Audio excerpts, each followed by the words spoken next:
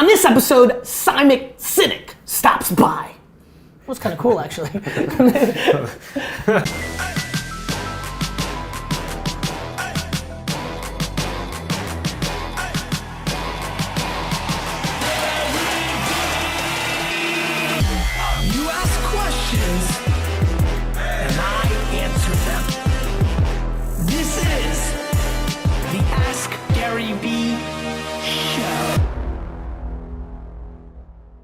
Hey everybody, this is Gary Vaynerchuk, and this is episode 226 of the Ask Gary V Show.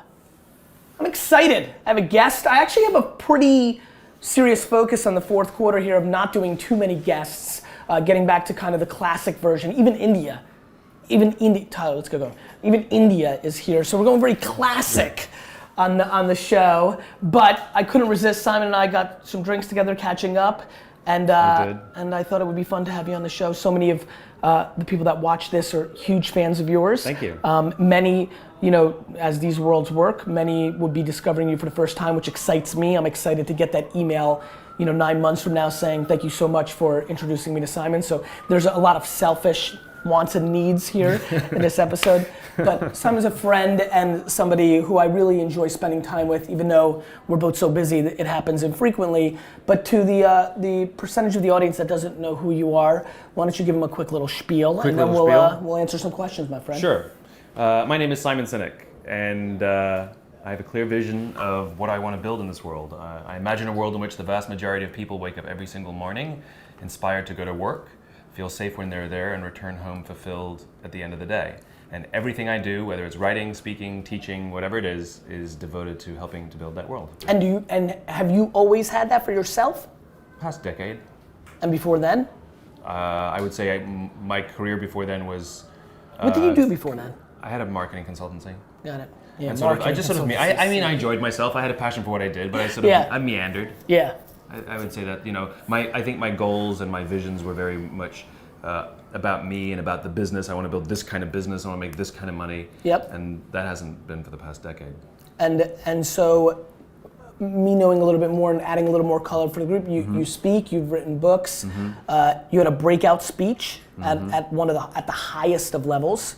Want to talk about that for a second? Yeah. I think that matters. So a long time ago, I did 2009. It's as long ago as that. There's some older people that watch this. Right. 2009 I wouldn't consider so fucking long ago. Well, I think in this social media world, guys, it's a long time ago. Long time ago. Yeah, long time ago. In 7 years. I gave a TEDx talk in Puget Sound, Seattle, and it's gained some popularity on YouTube. And the folks at TED.com, TED, decided to put it on TED.com, and it went crazy. It went crazy. And when did it go crazy? When did that? It happened. You did it in 09. I did it at the end of 09, and they put it on TED.com in May of 2010. Yeah, it seems. It just seems like a lot of people have. How many views did that get? Last time I checked, it's about 27 or 28 million. Yeah, monster. Andy, you're slacking over there. I don't have any 28 millions. Look, I won the internet lottery. I got lucky. I got lucky. And for one more time, for the people that are learning about you, real quick on what was the general thesis of that? So I shared as a talk on a theory that I continue to espouse that based on an idea I call the Golden Circle. Basically, every single organization on the planet, every single one of us knows what we do. The things we sell, the services we offer. Some of us know how we do it. It's the things that we think make us stand out or differentiate us from the world outside. But very, very few of us can clearly articulate why we do what we do. And if you look at the greatest leaders, everybody from Martin Luther King to Steve Jobs, those with the capacity to inspire action in those around them, every single one of them, regardless of their industry, thinks, acts, and communicates starting with why. Yep. Most of us talk about what we do, and then we try and tell people how we're better. But these guys talk about their vision, they talk about their cause, they talk about where they're going, and what they do simply serves as the tangible proof of what they believe. It profoundly changed my life. It continues to be the way in which I organize information, make decisions, set strategy, all of it. It's the North Star. It is the North Star. And I found a language that made it really easy to understand. And actually, the cool thing is actually grounded in the biology of decision making. So it's not like some highfalutin management theory. Right. It's actually grounded in how the brain evolved and makes decisions. And what about your book world? You've written now what, 3? Third book. Yep. Yeah, came out today. This is the day. This is the Is day. that what's in there? No. What the hell? I was super pumped. I'm like, he's got a box. We sent you some. I know, but I lost it. You lost it, so Yeah. you didn't even read it. No, read it. I've never read I've read like 4 books in my life, like Joe Namath, Life Story. You do and, like, realize it only has like 200 words in it. that sounds like a lot. It's a lot of pictures this time, It right? is a lot of pictures. So what are the 3 books Okay, real quick, so and we'll the link first- those the up. first- And on India, I think it's time for you to reassess and re-enter the ecosystem. I feel You're like, gonna come and talk? Dunk and Sid and all these characters, nobody can play up to the level of your quality, and so I think we're ready to raise the bar. Ready? Yes, but before we do that, the 3 Okay, books. First book is Start With Why. Yes.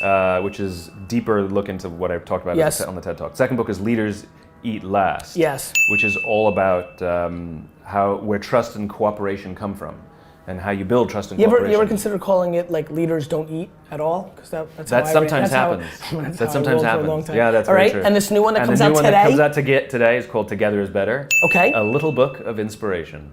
Yeah, that's what it is. And it's basically a beautiful little illustrated book with quotes and aphorisms, but it's a metaphor. I tell a story of 3 little kids who are dissatisfied with their playground because of a bully, in this case, the metaphor for being a bad boss, and people imagine having a different job or going somewhere else or starting their own business or whatever it is. Yep. And the question is, who has the courage to do that? Yeah. And so basically it's a story of 3 little kids who find the courage to follow their dreams because they learn to help each other. Love it. Yeah, that's what it's about. So all across America, we hope, and the world, we hope to inspire people leaving organizations 3 at a time. 5 at a time. 10. Yeah, I'm good with that. Good. India, let's do it. First one from Oh, a lot of these are all videos, right? Oh, yeah, there's good. a video. Look Real how cute questions. this Good, I goes. like this. Hi, Gabby. Hi, Gary Vee and Simon. I hope all is well. Question that I have for y'all is, can somebody's personal why on why they work for a business vary from the business's why? Or is that just never good? Thanks a lot. Keep climbing.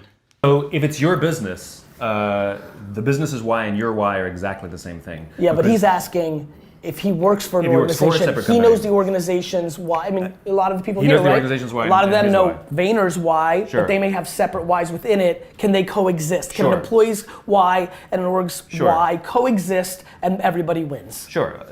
The simple answer is yes, if they go together. Everybody has their own unique why, and the organization has its own unique why. Yes. And if they are You mean go compatible- together in a peanut butter and jelly Yeah, kind of if they're metaphor? Okay. compatible, then you will look to the people who have joined the company and say, you're a good fit, you belong here, and they will see themselves as a good fit, and each one is mutually beneficial. In other words, it's like any relationship. You know, you and your wife have different whys, but they're compatible. You see her as helping you grow, and she sees you as helping her 100%. grow, etc. It's the exact same thing. Which is why- And sometimes it is incompatible. just Which like is why people- divorce which is like rates are people- very high. Well, I don't know. It's sometimes incompatible. That's a decision-making problem. Okay.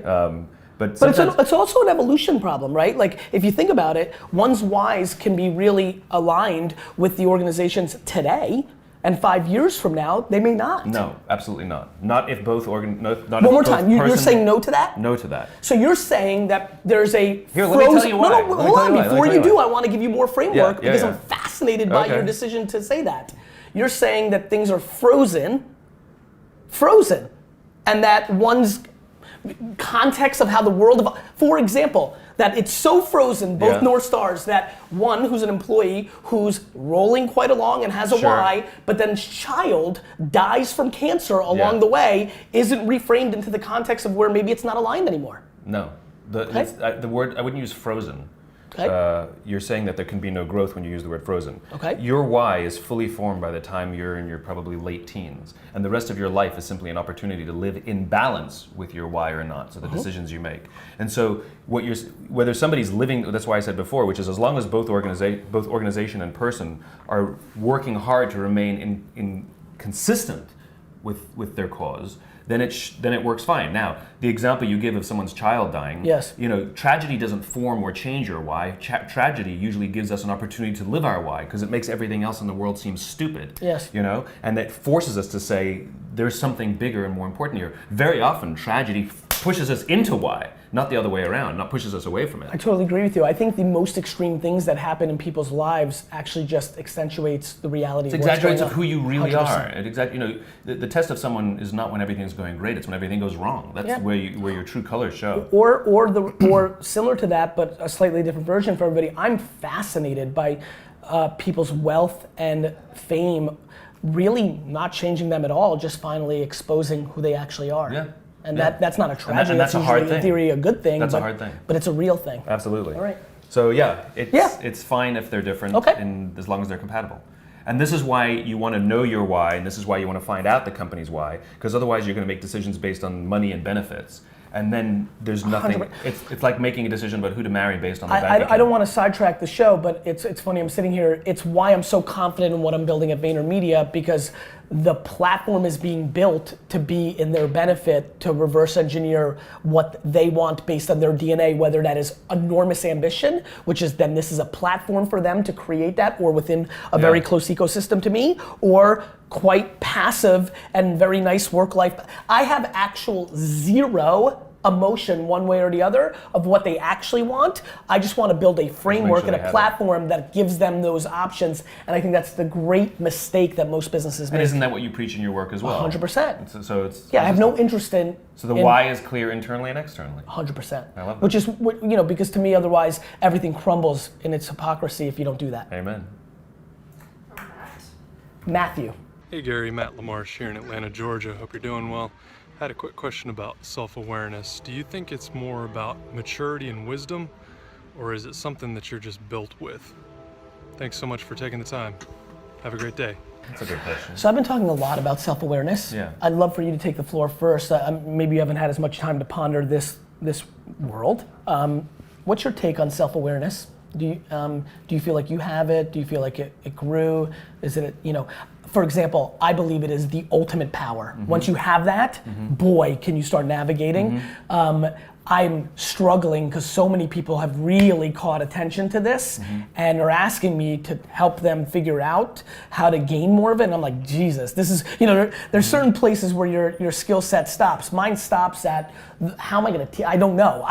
Boy, do I know the people that I know that have it are winning. And not just financially or exposure, like they're just in a happy place because of that self-awareness. What is your thought on self-awareness? Yeah, I think it's a skill like any other. So you do think it's something that can be Some developed? people might have natural capacity for it, but however they were raised, like any other skill, It's like In the world. Some people are good at basketball, and some people have to work very hard to be good at basketball. But it's. Do you think one caps out though? In a basketball analogy, Dunk is a nice looking athlete, but he's never going to be an NBA player. Right. He has a ceiling of his basketball skills. So- Do you think people have a ceiling? I don't know if to people their have a ceiling. self-awareness? I don't know if people have a ceiling, but I think self-awareness is a skill, a practicable, learnable skill. And I think the one of the big things about self-awareness is we don't really know how we're being perceived. We think we know how we're being perceived, Yes. and sometimes we act in a way, when we act all pompous because we want to appear strong, but really we appear weak. And That's right. we're not always Which is a common aware. one, by the way. Which is right. And so I think the big thing about learning to be self-aware is being open to the feedback from people who love you and care about you, who are willing to say to you, when you said that, you looked and sounded like an ass. Yeah. Right? It's and, funny. And to be open to that kind of harsh, but from a good place critique is the only way to learn how you come across. It's funny you said that. I think the closest I've ever gotten to answer this is that, and then actually putting that inner circle in a safe place to tell you the truth. Exactly right. Because those same people are scared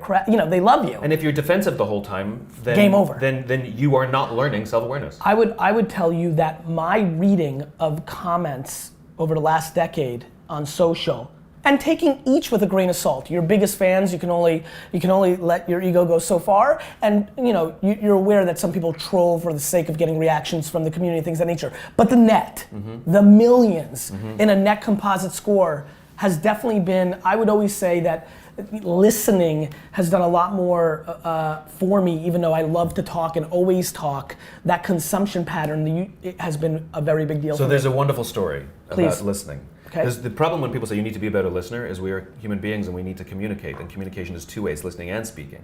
So but everybody's like, you got to be a better listener. Like, but here's the best understanding I have of that. So Nelson Mandela is universally regarded as a great leader, which is important because different people are viewed differently in different nations. But Nelson Mandela, universally regarded as a great leader, right? He was actually the son of a tribal chief, and he was asked in an interview once, "How did you learn to be a great leader?" And he tells the story of how he would go to tribal meetings with his father, and he remembers two things.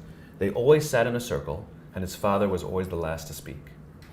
And in terms of leadership and listening, I think the idea of be a better listener is actually half the advice. I think the advice is practice being the last to speak. You see this all the time in meetings where everybody will sit around a room, the senior guy will be like, all right, here's the problem, here's what I think we should do, but I'm really interested in what your thoughts are. Yes. Let's go around the room. It's too late. You've influenced the room. Created the If framework. and people bend and mold, as opposed to saying, here's the problem, I'm interested in what you have to say, without saying anything. And not even, and having this, and this takes practice, not even giving a hint whether you agree or disagree. If anything, you ask questions to learn more. You get the benefit of hearing everybody's opinion. Everybody gets to feel heard, and then you get to render your So opinion. I would tell you, and this is for people that are running businesses, that is a micro example of the way, and I think makes a ton of sense. I would tell you, Andy, you obviously direct report to me, you run our team. I think people would be stunned by how little we talk at all. Like the level of the level of micromanagement I put on, like my version of that is actually letting people do their thing and watching it from speaking last. I guess my punchline is by the time I get into the meeting where we're like, here's the problem, the amount of listening that has been done because I've created such a white canvas for the leaders to do their thing and I can watch it and contextualize what they're doing is the macro version. Because once you're in that meeting room, that's basically the final pitch of what's been going on over that period of time. Okay. Yeah, it's interesting. It's interesting. I believe in that quite a bit. Okay, good. I mean, I think, I on the other hand do think that all skills have a max out. At some level, your hardwiring, But limits. so you can't continue to grow till the day you die? No, I think that's the black and white version of that. Yeah. I think that you can continue to make incremental steps, but I think that there are people. Oh, so there's a diminishing returns kind of thing. Absolutely, I believe that's interesting. I believe that because Yeah. I believe some people are just delirious Yeah. in this chase that they're going to be at this upside of any skill, Yeah. and I it think becomes that's and interesting. people lose practicality at some level. And the question is where is everybody? If here is the max out, Right. or the diminishing returns. That's right. The question is Did you stop does here? anybody Yes. even get here? I mean, Yeah. I think most people are still in here. which is why I'm always very careful That's interesting. to not play too much to the negative Yeah. because I don't want somebody to stop here. Yeah. But at the same token, in a world where there's a lot of voices and everybody can do everything, Yeah. we need to level that's some good. level I of like that. practicality. Yeah, that's Oh, interesting. thank you. From Bill. Bill. Hey, Gary and Simon. My name is Bill Clanton, BillClantonBooks.com.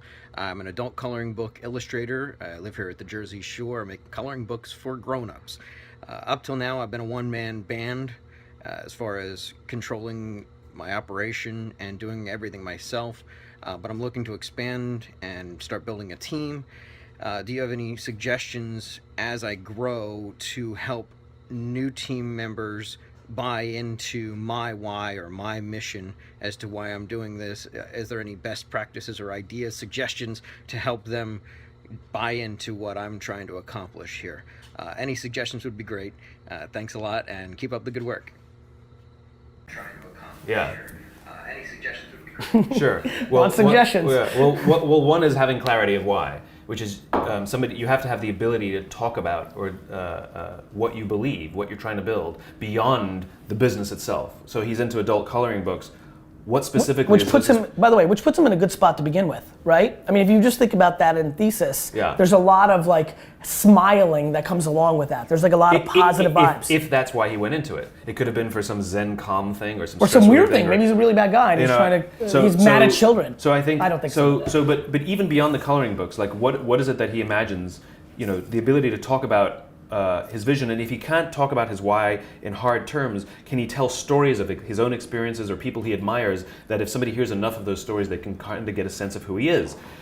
What you'll find is that the better you are at communicating your why, people will want to work for you regardless of the opportunity that you afford them. Like, they want to be a part of it. Yeah. We do a little thing, which we've been doing for years and years and years, called a give and take. Whenever there's any kind of relationship, whether it's an outside partnership or even somebody who joins our team, we do something called a give and take, where we want somebody to be selfish and selfless within the relationship.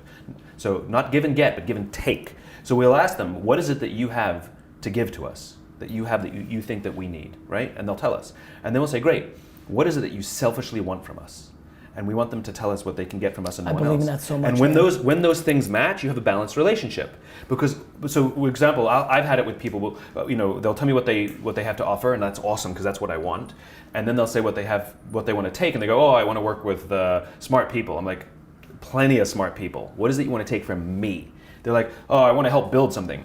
Wonderful, do that anywhere. What do you want to take selfishly from me that you can get nowhere else? And if they can't answer the question, I want to engage in a relationship, and the reason is because in time, the relationship is unbalanced. They're going to be giving, but they're not taking, and I don't even know how to give them what they want. Then they'll complain they're not making enough money, or because it's not balanced. That's right, and I think that's a big part of it. I think the other thing, as being out there, a lot of people play the reverse of that. Yeah. They want to give you something that is very low in value, and they want something insane in return. Hey, Gary Vee, I tweeted about your book. Now I want a job with you. I want you to babysit my dog 4 times a week. Like it's insane with that. Right. So it's about balance. And to me, I've thought a lot about that. I think a lot about it. I call it 51-49. I fully believe in that. Yeah. And then what I always think about is how incredibly important it is to me to slightly give a little bit more, not because I'm the greatest human ever. I actually just think it's a leverage point.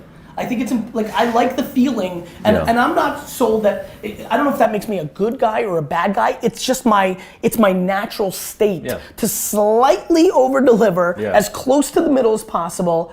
And I like that. So one of the richest guys in China, he might even be since the Alibaba guy, not so much, but one of the richest guys in China, he's a real estate developer, and he always gives the majority share to all his partners. He always does 51-49s or even more unbalanced.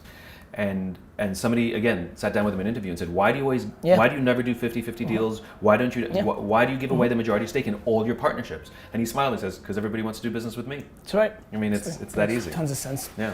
I think to answer the question in a little bit of detail, I think you have the benefit of being out there. I think all of us have the benefit of being out there today. And I think all of us, whether your audience, and we've been at audience sizes of just starting to where we are today, whether your audience is very large or quite small, there are always a small group of people that are attracted to your message. And I think what I would do in this scenario is if you're looking to hire that first person, I would look very hard at the people that are engaging with your content on social and start there. I'm a very big believer on that because I think it's quite practical. They've already been self-selected. They're using their free time to comment on your stuff, consume your stuff, and buy those coloring books. And so I think that's at a very important place. I've had enormous amounts of success with Wine Library and both VaynerMedia in the exact same way. And they have a passion for you and your work. That's right. Before And by the you way, even met and by the way, sometimes you lose because they had a vision of what they were attracted to, and then the reality is it's work or this and that. Yeah. But I do like that starting point from a practical nature. JJ.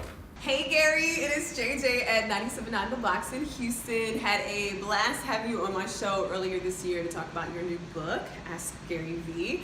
I read the book. It is amazing. I got a lot of good stuff from it. I've been sharing it with some of my interns and my friends and coworkers, so thank you so much. Today, I have a question for you. I'm releasing a book next month. It's called Without Bruises, A Journey to Hope, Help, and Healing. It's telling my personal story of being in a relationship with a sociopath and, going through mental and emotional abuse. Well, I am trying to figure out, do I stick with JJ, who is the radio personality, to market this book? Or do I need to stay away? Because I feel like I can reach a bigger audience, but I'm not sure if that audience is really ready for the girl with the shaved hair, tattoos, who's at the hip hop station. So maybe you can give me some advice on that. Thanks, Gary. Love you. I'll take this one first and then you jump in, Simon. JJ, look, the bottom line is it's not 1984 anymore. It's 2016. You're not gonna hide from who you are. People are gonna figure out you have a shaved head and tattoos. Yeah. You can go under a pseudonym, you can go in disguises. They're going to figure out who you are. So I think everybody wins when they go all in. Listen, first 60 episodes of Wine Library TV.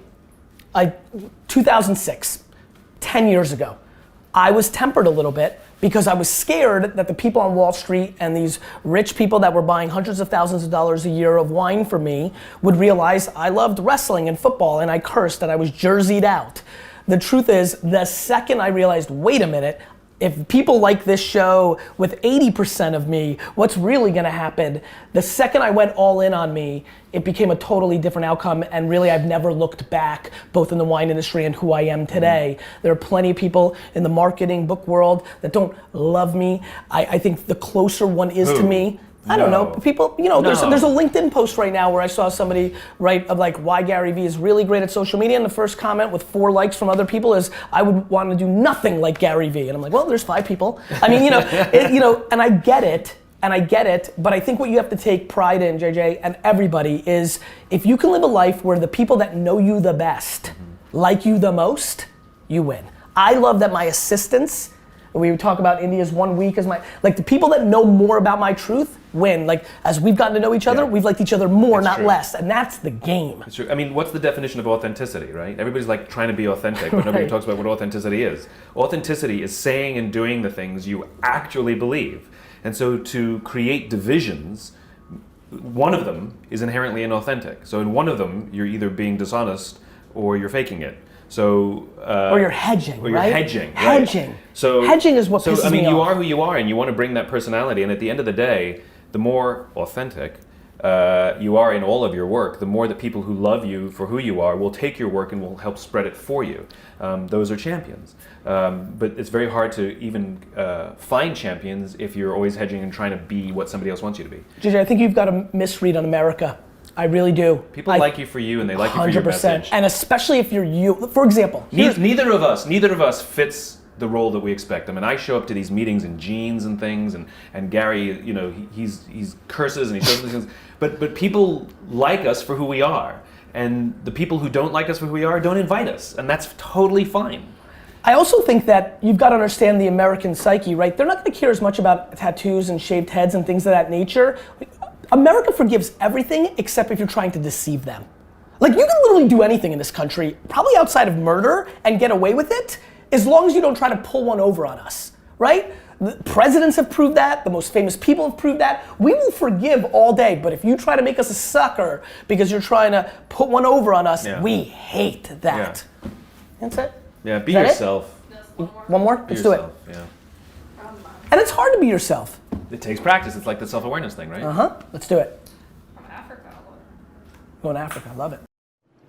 Hi Gary, my name is Benja Bimbola from Nigeria, West Africa. It's 2:16 a.m. in the morning here, and I'm grinding. I hope this gets in. My question is short and simple to you and Simon. When do you know you have the chops as a young person to start talking? When you have the results to back it, but you're not an all-time great yet? Do you start talking or do you document? Thank you. I think you start talking, the whole thing is a process, though you start talking immediately. I mean, it takes a long time to become an overnight success, right? And I think for the both of us and everybody we know that we admire and who's achieved anything, they've been at this a long time and they've been talking at it. And by the way, they weren't great at the beginning. They go watch early interviews of Steve Jobs. Right? Early interviews of Steve Jobs are fantastic. He's terrible. And he actually in one of them says, I need to go throw up because he's so nervous about talking on camera. He's terrible. And the point is he practices and he practices and he practices, he gets better, but he does it out loud. And I think the idea of hiding until it's perfect, it's a fool's game. I think you put yourself out there, you start, you practice out loud, then you get feedback, and you grow. You counterpunch. You adjust. You put it out there. I would say the one thing that you may be referring to that I talk about a lot is it's tough to come out the gate at 22 and say this is the definitive thing. Here's my advice.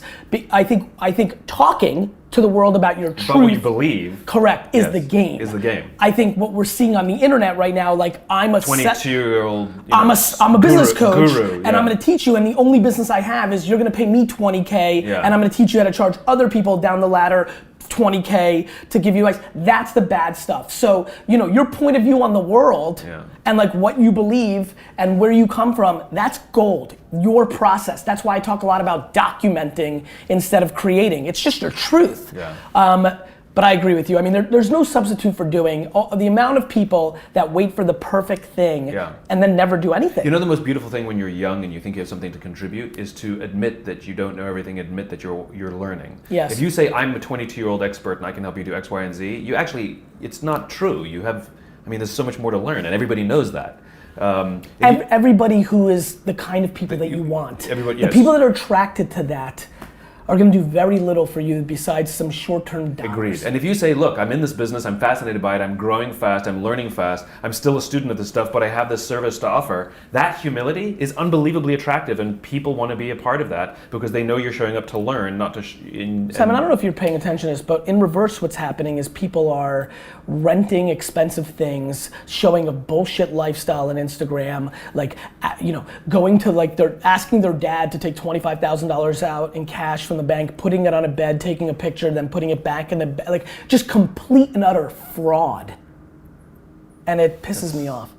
That's insane. Yeah, and by the way, like it's just a non-winning game. And you only attract people who want the that, worst. and that's not even who you are. The worst. Anyway, Simon. Probably lying, isn't it?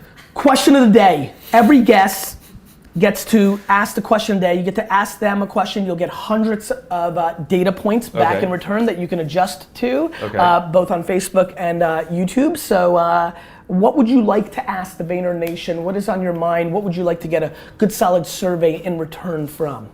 I want to know if, whether you have your own business or work for a bigger company, I want to know, do you feel loved and supported by the people around you? Do you feel that the cultures in which you work or the culture in which you're building are ones of cooperation and of trust? Or do you feel like you have to keep your guard up the whole time? You can't really trust anybody and you definitely can't trust your boss. I want to know that.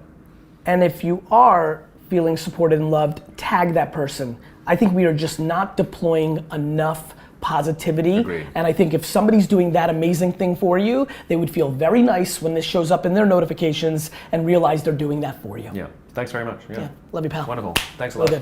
You keep asking questions, we'll keep answering them.